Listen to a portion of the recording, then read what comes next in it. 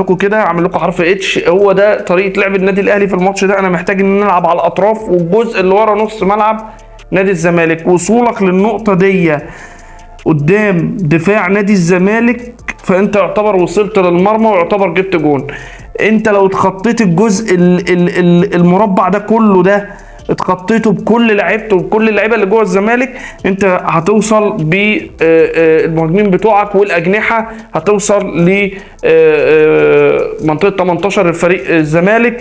كمان انت هتبقى مأمن دفاعيا باثنين في نص الملعب، مأمن دفاعيا باثنين مساكين، ومعاهم كريم الدبيسه اللي بفضل ان هو ما يتقدمش كتير الماتش ده.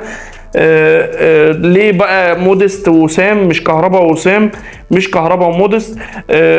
انا في الماتش ده محتاج ان عندي لعيب يكون متمركز دايما جوه ال 18. انا دايما بقول ايه؟ بقول دايما ان انا محتاج لاعب مخ جنبيه